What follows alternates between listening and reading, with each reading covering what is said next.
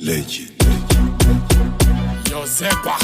Mujiru Osira Kwenye dola mufo Bukuru Repenti Awe mara seko Tiki saka seko Yurungani seka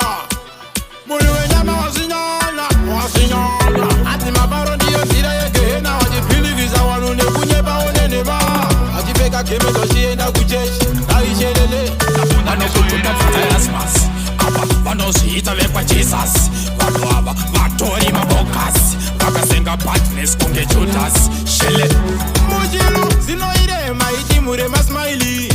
Ingbarire timure masmaili Timuri yare kutengesa Jesu Tiyo vaya vaya vana Wakawanguka kwenyazi Vano aba inzwa kamarukazi Vanenge vakatotaka neskipazi Aba vachitoko paridzira ka Jesus Ati mabaro ndiyo tira yegehena Wajipiligiza wanune kunyeba oneneba Ajipeka keme doshienda kucheshi Aishelele Vano kututa fata Erasmus Aba vano zita vekwa Jesus Vano aba vatori mabokas Vakasenga partners kunge Judas Shele vano kutorera yese mula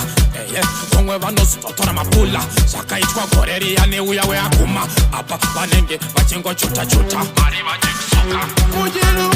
Top, top, top, top Beheze kuchechi vanenge vari patop Manje mwari vanona vari kutop Metsiro yacho kuchapishwa nemoto Ati mabaro ndiyo tira yegehena Wajipiligiza wanune kunyeba oneneba Ajipeka keme doshienda kucheshi Aishelele Vano kututa fata Erasmus Aba vano zita vekwa Jesus Vano aba vatori mabokas Vakasenga partners kunge Judas Shele Inyoka dzakasunga dhuku Edzirobhotu fura ziso dzuku Manechakanaka chandaita panotorwadziwa Shele Kurwadziwa and the spiritual spectacles Aba iberere rimudewe karembudzi Vano aba vatori kaverumwe rudzi Vanotita waivo pavasvita vafudzi Ati mabaro ndiyo tira yegehena Wajipiligiza wanune kunyeba oneneba